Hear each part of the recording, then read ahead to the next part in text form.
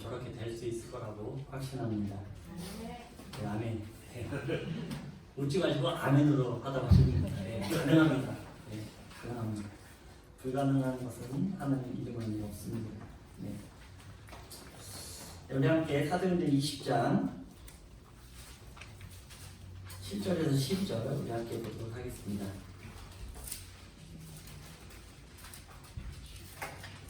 사도행전 20장 7절에서 12절.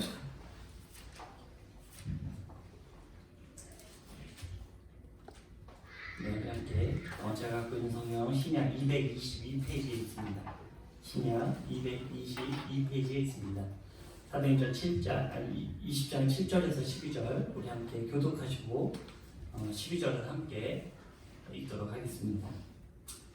그 주간의 첫날에 우리가 떡을 떼려 하여 모였더니 바울이 이튿날 떠나고자 하여 그들에게 강론할세 말을 밤중까지 계속하며 우리가 모인 윗다락에 등불을 많이 폈는데 유두고라는 청년이 창에 걸터 앉아 있다가 깊이 졸더니 바울이 강론하기를 더 오래 하매 졸음을 이기지 못하여 3층에서 떨어지거늘 일으켜보니 죽었는지라.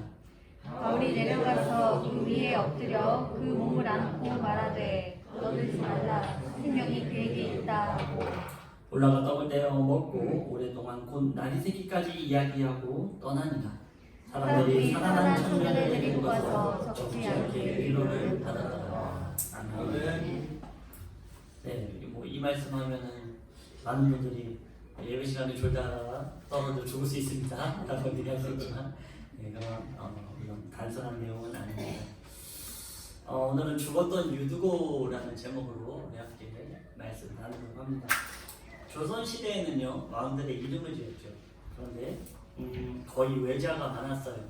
이도 이렇게 굉장히 많았는데 그 이유는 왕의 이름에 들어간 한자는 바로 백성들이 쓸 수 없었기 때문이에요. 그렇기 때문에 흔한 한자의 이름을 넣어서는 백성들을 위하는 마음이 생기지 않았죠. 그래서 왕들은 조선시대 왕들은 일부러 잘 사용하지 않은 굉장히 어려운 그렇지만 의미가 있는 한자를 찾아서 그 이름에 붙이게 되었습니다. 또한 조선의 1대 왕 이성계를 시작으로 당시 이씨는 귀족 가문에 속해 있죠. 그래서 이씨를 사용하는 게 쉽지가 않았어요. 웬만한 그 귀족 집안이었는데 지금 이씨인 분들은 다들 귀족 집안이었다는 거예요. 저희 안씨도 귀족 집안이었습니다. 네. 네, 물론 그랬습니다. 그래서 당시에 성과 이름만 들어도 이 사람의 뿌리를 알 수 있었어요. 이 사람의 이름만 딱 들어도 이 사람이 어떤 가문에 어떤 뿌리를 갖고 있구나 정도를 알 수 있었습니다. 물론 종이나 하인들은 이름조차도 불리지 않았죠. 흔히 주인들은 자신들이 편한 대로 마당을 쓰면 마당새, 부엌에 있으면 뭐라 그러죠? 부엌댕이니까. 하여튼 그렇게 아주 그냥 간단한 말로 그렇게 부르기 쉬운 말로 그렇게 얘기를 했다라는 거예요. 그러니까 이름조차도 이들에게는 허용되지 않는 인생을 살았다는 거죠. 이처럼 이 이름으로 그 사람의 출생 신분을 알 수 있는 것은 조선시대뿐만이 아니었습니다. 거의 모든 나라에서도 이러했죠. 오늘 본문 사도행전 시대 역시 이와 같습니다. 우리가 성경을 볼 때 주목해야 될 것이 뭐가 있습니까? 특히 지명 그리고 이름 이런 게 나오면은 일단 집중을 해서 볼 필요가 있습니다. 특히 중요한 인물들 그리고 그 이름의 뜻을 알아야 될 때 등장 인물의 이름을 기록하고 있죠. 보통은 그 청년 또는 지명을 토대로 한 사마리아의 여인, 부자 청년, 한 아이, 혈루증 여인 등 현재 상황을 수식하는 인물들로 소개가 됩니다. 그런데 귀한 인물, 그 이름을 알아야 될 사람들은 그 이름을 반드시 기록하고 있습니다. 그런데 오늘 본문에 한 청년이 등장하는데 이름이 뭐라고요? 유두고입니다. 예, 이 유두고는 헬라어 원어로는 유티코스라는 단어를 쓰고 있는데 이 유티코스라는 단어의 뜻은 뭐냐면 복되다, 다행이다 이런 뜻을 갖고 있습니다. 그러니까 당시에 이 주인들이 하인을 맞이하면서 당시에 상당히 복이 중요했죠. 네가 들어옴으로 인해서 우리 가정의 일을 열심히 해서 복되게 해줘라. 네가 일을 열심히 해서 우리가 다행이다. 뭐 이런 뜻으로 유티코스라는 이름을 줘줬던 것 같아요. 그래서 당시에 우리나라에서 흔히 뭐 말하는 마당새야 뭐 이렇게 얘기하는 것처럼 이 유티코스라는 이름은 굉장히 많은 사람들이 가지고 있었던 이름입니다. 그래도 우리나라보다 좀 낫죠. 어떻게 이름이 있으니까요. 유티코스라는. 네. 그래서 이 유티코스라는 이 단어를 번역하다 보니까 유두고라고. 왜 유두고가 됐을까요? 우리나라의 성경은요 한자의 번역을 이용하는 경우가 대부분이죠. 그래서 우리가 요즘에 뭐 한글 성경으로도 많이 보는데 이 유두고가 그 중국어의 그 뭐냐면은 유트이구, 그래서 유트이구, 그래서 그게 한자로 하면 유두고입니다. 그래서 그 유두고라는 이름을 우리가 쓰게 됩니다. 그래서 우리가 뭐 신천지 강의 때도 얘기했지만 뭐 신의 산 이런 거 다 그 한자를 기반으로 한 단어죠. 근데 그거를 이제 우겨서 뭐 신의 산, 뭐 과천의 청계산이 신의 산이다 이렇게 우기는 경우가 많은데, 예, 우리나라의 한글이 번역되면서 그 중국어가 번역되면서 이렇게 이루어졌습니다. 아무튼 이름이 유두고입니다. 이 유두고라는 이름은 당시에 아주 흔한 이름이었죠. 그래서 이 등장하는 이 청년 역시도 아마도 종이었을 가능성, 하인이었을 가능성이 굉장히 높습니다. 그래서 이 유두고의 정체성을 잘 보여주고 있습니다. 그런데 7절에 보면요, 드로아 사람들이 모인 날이 무슨 날이라고 하고 있습니까? 오늘 우리 본문 7절에 보면 무슨 날이죠? 처음에 뭐라고 기록하고 있죠? 그 주간의 첫날에라고 기록하고 있습니다. 그럼 이 날은 무슨 날일까요? 일요일. 예, 그 주간의 첫날.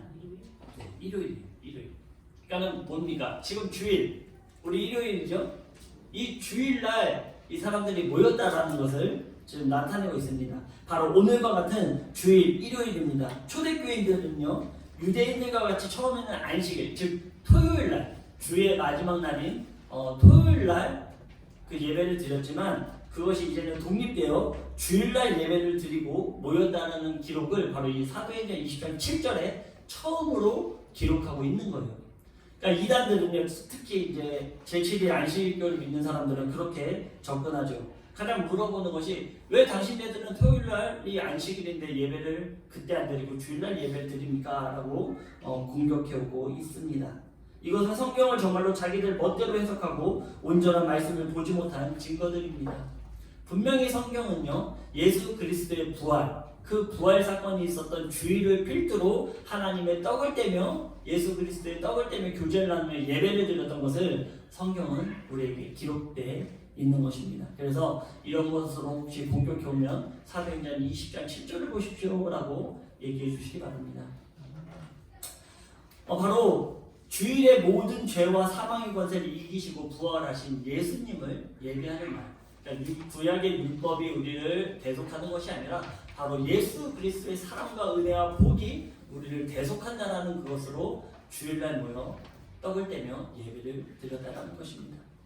사도 바울은 예배소에서 3년간의 사역을 마무리하며 이제 빌립보를 거쳐 두로아 그리고 밀레도를 거쳐 예루살렘으로 가고자 했습니다. 그 이유는요, 16절에 오순절 안에 예루살렘에 도착하기 위함이었습니다. 이렇게 서두르면서 빌립보에서 배를 타고 닷새 만에 드로아에 들어가 일주일을 머물게 됩니다. 그리고 드디어 주일이 되어 사람들과 예배를 드리게 되었습니다. 초대교인들은 예수님의 명령대로 만찬을 하며 예배를 드리는 것을 무엇보다도 귀하게 여겼기에 많은 사람들이 왔을 것입니다. 또한 당신네들이 듣고만 있던 이 바울을 실제로 보고 그의 말의 강론을 들을 수 있음에 사람들이 더욱더 많이 모인 것입니다. 얼마나 기다렸겠습니까? 그리고 그 예배 자리에는 바로 이 유두고라는 청년이 왔습니다. 사도 바울은 예배 중 말씀을 강론하는데 본문을 보면 밤중까지 계속되었다라고 기록하고 있습니다.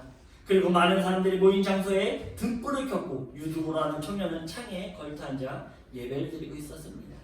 그런데 앉아있다 자신도 모르게 깊은 졸음이 몰려왔습니다. 아무리 눈을 뜨려고 해도 떠지지 않습니다. 그 세상에서 가장 무거운 것이 바로 이 눈꺼풀이라고 그러죠. 이 장사도 이 눈꺼풀은 이길 수가 없어요. 저도 잘 이해를 합니다. 그러던 중 몸을 가누지 못해 3층 바닥으로 떨어졌습니다. 궁소리와 함께 많은 사람들이 밖을 내다보았죠. 그리고 한 청년이 쓰러져 있는 모습을 보고 급히 내려가게 됩니다. 그런데 이미 때는 늦었습니다. 청년 유두고는 이미 죽었습니다. 사도행전은 누가 기록했을까요? 이 사도행전은 누가 기록했을까요? 사도행전은 누가 기록했을까요? 누가가 기록했습니다. 네. 누가복음을 기록한 이 누가가 사도행전을 기록했어요. 그러니까는 사도행전은 누가 기록했을까요? 누가가 기록했습니다. 네. 근데 이 누가의 직업이 무엇이었을까요? 누가는 의사였어요. 누가의 직업은 의사였습니다. 의사 누가가 본 유두고는 완전히 죽은 상태였다는 거예요. 보통 병원에서도 누가 뭐라고 해도 담당 의사가 사망 선고를 해야 사망자로 분류됩니다. 아무리 그 사람이 우리가 봤을 때 이 사람 죽은 것 같은데요? 라고 얘기를 해도 의사가 나서서 그 담당 의사가 진단을 딱 한 이후에 사망하셨습니다. 이 말이 떨어져야 이 사람이 이제부터는 사망자로 분류가 되는 것입니다. 즉 의사인 누가가 이 유두고라는 청년은 죽었다 사망 선고를 내렸다라는 것이죠. 그런데 이때 바울의 네로와 유두고 시신에 엎드려 그 몸을 안고 어수선한 장례를 조용히 시키고 생명이 유두고에 있음을 선포합니다. 그리고 다시 올라가 마주하던 떡을 떼며 예배를 드립니다. 그리고 그 말씀은 날이 새 동안 계속되죠. 그리고 바울이 떠나고 살아난 유두고를 데리고 사람들이 돌아가며 많은 위로를 받게 된 그 내용을 기록하고 있는 것입니다. 우리는 흔히 이 이야기를 이렇게 적용시킬 수 있죠. 아까도 얘기했듯이 예배 시간에 졸지 마십시오. 졸다가는 우리 영혼이 죽습니다. 물론 틀린 말은 아닙니다. 믿음은 들음에서 나는데 말씀을 듣지 않으면 믿음이 생길 수 없고 믿음이 생기지 않으면 믿음이 없음으로 죽게 되는 것입니다. 하지만 오늘 이 본문의 말씀은 그런 단순한 교훈을 주고자 기록된 내용이 아닙니다. 오늘의 본문은 예수 그리스도께서 우리를 회복시키시고 덮어주시는 그 의미를 상기시키고자 기록되었다라는 사실입니다. 아멘. 본문을 자세히 보기 원합니다. 바울은 이제 오늘 드로아에서 설교를 마치면 다시 드로아 교인들을 볼 수 없을 것입니다. 그것을 직감하게 됩니다. 그 내용이 20장 25절에 기록되어 나옵니다. 25절에 이렇게 기록하고 있죠. 보라, 내가 여러분 중에 왕래하며 하나님의 나라를 전파하였으나 이제는 여러분이 다 내 얼굴을 다시 보지 못할 줄을 아노라.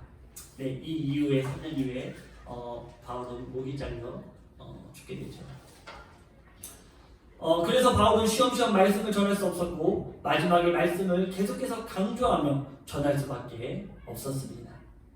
예배의 시작은 무엇이었습니까? 예배의 시작은 무엇이었죠? 7절에 보면 바로 떡을 떼는 것이었습니다. 떡을 뗀다는 것은 예수님의 살과 피를 먹으며 그분의 사랑의 희생을 기리는 것입니다.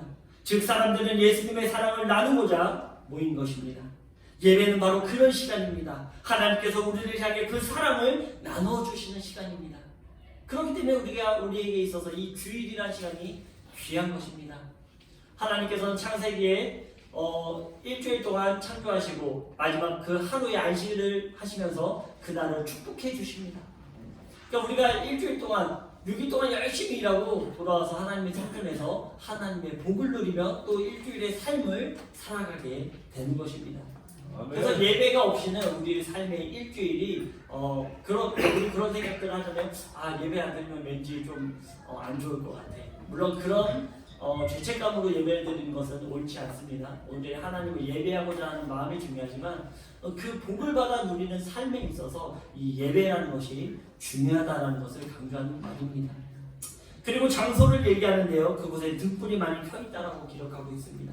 그만큼 크고 사람들로 가득 차 있다는 것을 나타내고 있죠. 그런데 이날이 무슨 날이라고요? 무슨 날입니까? 그렇습니다. 쉬는 날이 아닌 일주일의 첫날, 일요일이었습니다. 안식일은 어제였고 지금은 그냥 평일인 것입니다. 당시 안식일은 토요일 날 있었죠. 그래서 이 일요일이라는 날은 주의 첫날, 그래서 평일이었어요. 그러다 보니까 사람들이 모였는데 언제 모였죠? 밤에 모였다는 거예요.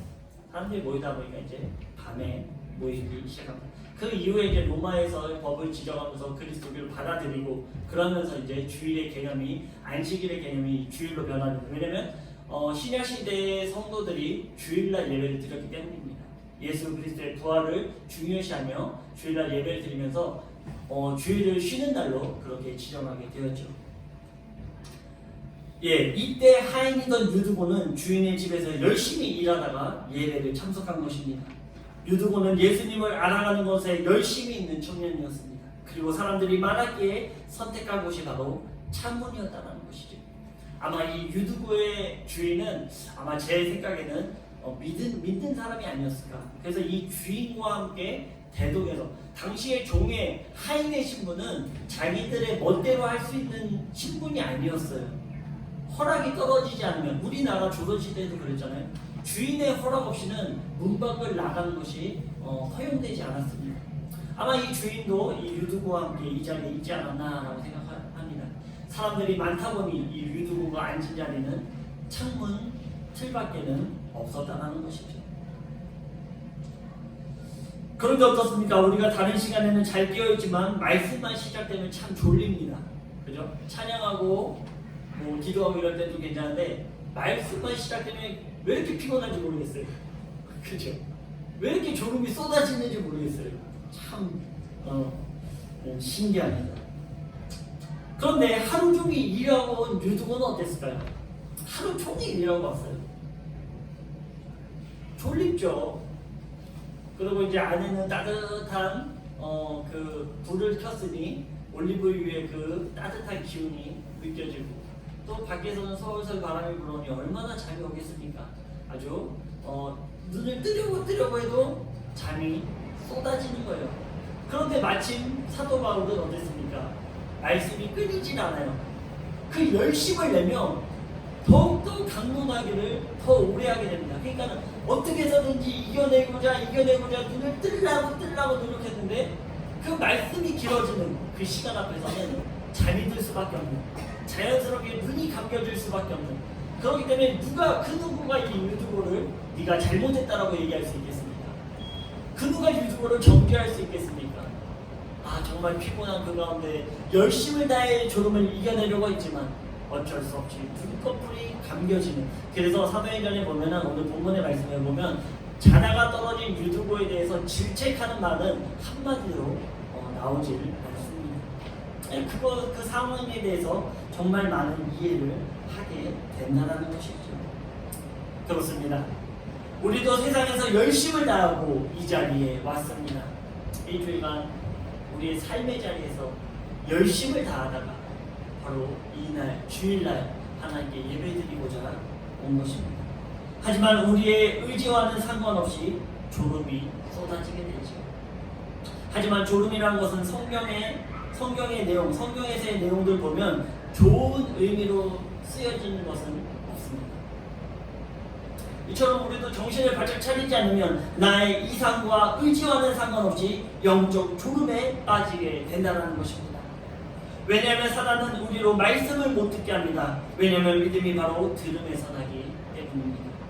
예배 시간에 다른 것에 집중하게 하고 집에 남겨진 가족들의 밥을 걱정하게 되고 가스불은 끄고 왔는지 또 집안에서 틀어놓은 게임은 이겼는지 졌는지 우리 자녀들이 잘 먹고 있는지 이것을 예배 시간에 걱정하게 만들어주죠. 우리 배영수 교수님 보고 있는데 대근이가 걱정되십니다. 전혀 걱정이 안 되시죠. 예배 시간에 이게 정답입니다. 저도 처음에 샤이니가 한참 걸어다니고 막 밖에 나돌아다니고 이러니까 걱정이 되더라고요. 예배 시간. 그러면서 하나님께 회개했습니다. 그것도 하나님께서 아이를 책임져 주시는 거지 내가 왜 예배 시간에 집중하지 않고 아이에 집중을 하는 거야. 그때부터 아이에 대한 생각이 제 머릿속에 아이를 떨쳐버립니다. 그런데 가끔 이제 예배를 이렇게 와서 회막을 놓을 때 그때는 막 이 울분이 막 차올라오는 거예요. 그게 다 부모들의 마음인 것 같아요. 그죠? 그렇듯 우리와 우리의 이상과 우리의 의지와는 상관없이 이렇게 저절로 눈이 감겨지는, 저절로 딴 생각으로 집중하게 만들어 버린다는 거예요. 그러니까 말씀 들을 때는요 더욱더 정신을 바짝 차리고 있어야 돼요. 그러지 않으면 사단들은 하나님의 말씀에 들을 길을 빼앗아 간다는 것입니다. 예배 말씀에 깨어 되시길 바랍니다. 예배를 방해하는 그 어떤 세력과도 타협하지 마시고 싸우시기 바랍니다. 이것은 정말로 우리의 의지와는 상관없이 일어나는 일들입니다. 유두고는 물론 자신이 얼마나 위험한 자리에 앉아있는지 정도는 잘 알고 있었을 거예요. 몰랐겠습니까? 잠시 잠깐 한눈을 팔거나 잠시 잠깐 내가 조른다고 했을 때는 떨어질 수 있다라는 위험한 공간에 있었다라는 사실이에요. 그렇죠? 우리가 상식적으로 생각해도 잠깐 졸았는데 떨어져서 죽었어요. 위험한 자리죠. 위험한 자리입니다. 세상에 사는 우리는 이와 같은 자리에 있는 것입니다. 우리가 잠시 잠깐 집중을 못하고 하나님을 바라보지 않으면 어느 순간 이 세상이라는 어두운 3층에서 떨어져 어두운 곳에 떨어져 죽었던 유두고와 같이 이 세상의 어둠의 권세에 이끌려 죽어간다는 사실을 잊지 마시기 바랍니다. 우리의 자리는 이렇게 밝은 곳에만 있는 것이 아니에요. 당시에 3층에 있는 이 다락방은 올리브유로 인해서 밝은 상태를 유지했죠. 하나님의 말씀의 상태를 유지한 것입니다. 그런데 3층 밖은 어떻습니까? 어둡죠. 떨어지면 죽는 곳입니다. 세상을 가르치고 있다는 것입니다. 유두고는 이 경계선 안에 아주 위태하게 앉아 있었다는 것입니다. 이 위태한 자리에서 정신을 차리지 않으면 어떻게 됩니까? 왼쪽으로 떨어지면 좋은데, 이 왼쪽이 밝은 곳이고 오른쪽이 어두운 곳이죠. 왼쪽으로 떨어지면 좋은데 어디로 떨어집니까? 하필 오른쪽으로 떨어지면, 하필 어두운 곳으로 떨어지고 말았다는 것입니다. 이처럼 어느 순간 육적인 반응에 응답해 버리고 만 것입니다. 기도와 말씀 보는 것도 그렇습니다. 우리가 영적인 것에 반응하면 영적인 것을 등한시하게 됩니다. 육적인 것을 반응하게 되면 영적인 것을 등한시하게 되죠. 우리의 영혼이 죽는데도 불구하고 당장 육적인 편안함을 추구하게 되는 것입니다. 육적인 물질을 따라가게 되는 것입니다. 유두고는 결국 잠을 이기지 못해 자다가 3층 아래로 떨어져 죽고 말았습니다. 그 위험한 위치에서 내려와서 있든지 일어나서 듣든지 해야 했는데 그냥 그대로 편안함에 빠져 잠들고 만 것입니다. 바로 죽고 말았죠. 그런데 그 시간에 유두고만 죽은 것이 아닙니다. 자신의 죽음으로 인해 하나님을 바라보고 예수님을 묵상하는 예배의 시간이 중단되고 만 것입니다. 그뿐만이 아니죠. 사람들은 이렇게 생각했을 것입니다. 아니 왜 우리에게 이런 일이 생기는가? 결국 이런 결과를 우리도 맞이하는 것이 아닌가? 사람들은 떠들며 웅성댔습니다. 하지만 바울은 이 유두고를 안았습니다. 여기서 안고는 헬라어로 슈펠레 라곤인데 엘리야와 엘리사가 그랬던 것처럼 완전히 깨한다라는 뜻을 가지고 있죠. 그리고 그 떠드는 것을 잠잠히 시키고 유두고의 생명이 다시 그 안에 들어왔음을 선포합니다. 그렇습니다. 완전히 죽을 수밖에 없는 이 청년은 예수님의 사랑, 예수님의 희생이 그를 덮은 것입니다. 우리도 사람인지라 연약할 수밖에 없습니다. 때로는 졸 수도 있습니다. 하지만 하나님은 우리의 연약함을 아신다는 것입니다. 또한 우리의 중심을 보신다는 것입니다. 유두고는 피곤한 몸을 이끌고 그 자리에 예배를 드리고자 온 것입니다. 그냥 쉴 수도 있죠. 그냥 타협할 수도 있습니다. 아유 뭐 오늘 하루 안 가면 좀 어때? 오늘 하루 예배 안 드리면 어때? 오늘 하루 기도 안 하면 어때? 오늘 하루 말씀만 보면 어때? 내일 하면 되지. 다음 주에 드리면 되지. 하지만 유두고는 그렇지 않았다는 것이죠. 졸지언정 하나님의 성전을 사모함으로 나왔다는 것입니다. 성경은 그만큼 육신의 편안을 이기고 예배자리로 나온 유두고를 설명하고 있는 것입니다. 그런 유두고, 이 세상에 찌들어 피곤하고 지친 우리들 중심을 보시는 하나님은 그런 유두고와 우리를 안아주시고 덮어주신다는 사실입니다. 아멘. 유두고의 이름처럼 정말 그 자리에 있기를 잘했죠. 다행이죠. 복이죠. 유두고는 그 생명의 부활을 체험한 청년이 되었다는 거예요. 유두고가 졸다가 죽은 사람 이렇게 판정받기에는 너무나 그 중심이 들여진 청년이었다는 사실입니다. 그리고 이 사건을 통해 드로아 교인들은 살아계신 하나님을 만나고 또한 모든 고난의 자리에서 이길 위로를 얻게 되었습니다. 이것이 바로 협력하여 선을 이루는 하나님의 사랑인 것입니다. 우리의 삶의 예배가 그래요. 우리가 이 세상의 삶의 예배는요, 어두운 공간에 모여 밝은 3층에 모인 다락방과 같은 예배의 공동체로, 교회의 공동체로 모인 것입니다. 우리가 있는 곳, 우리가 하나님의 말씀을 듣고 하나님을 의지하고 살아가는 이곳은 3층의 다락방, 밝은 다락방일 수 있어요. 그곳에서 우리는 날마다 예배, 우리의 삶의 예배가 드려지고 있습니다. 그리고 그 삶의 예배 가운데는 많은 고난이 자리하고 있죠. 근데 그 삶의 예배의 자리에서 우리가 반드시 체험해야 될 것이 무엇입니까? 반드시 체험해야 될 것. 오늘 이 말씀은 우리에게 그것을 강조하고 있습니다. 우리가 반드시 체험해야 될 것. 그것은 우리 영이 예수 그리스도의 십자가로 말미암아 죽고 예수 십자가의 보혈로 말미암아 다시 살아나는 경험. 그것이 우리에게 반드시 필요하다는 사실이에요. 많은 힘들고 어려움이 있습니다. 그러나 그 가운데서 예수 그리스도와 함께 살아나는 그 체험이 있기를 바랍니다.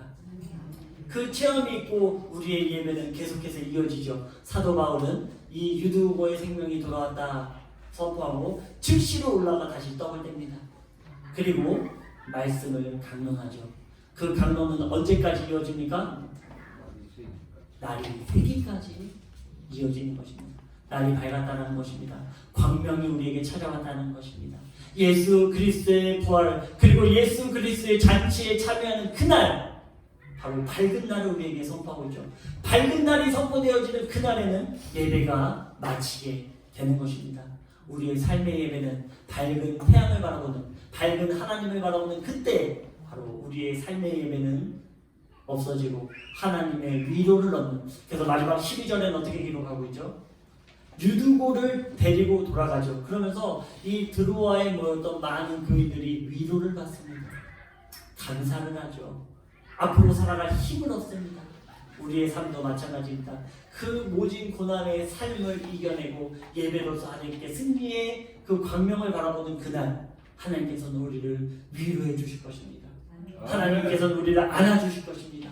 하나님께서는 우리를 사랑으로 덮어주실 것입니다. 하나님께서는 은혜로 우리를 왕노릇하게 주실 것입니다. 우리 모인 우리 부모님들, 이 세상에서 타협하지 마시고 하나님을 바라보시기 바랍니다. 나의 육신을 쳐서 복종시키기 바랍니다. 나에 들어가는 모든 생각과 마음, 그 모든 것을 쳐서 복종시키며 하나님의 말씀으로 거듭나시길 바랍니다. 아멘. 그런 거듭난 인생을 살아갈 때 하나님은 우리를 끝까지 붙잡아 주시고 언제까지 인도해 주실 것입니다. 이 말씀을 부여잡고 살아가시길 주님의 이름으로 축원드립니다. 아멘. 기도하겠습니다.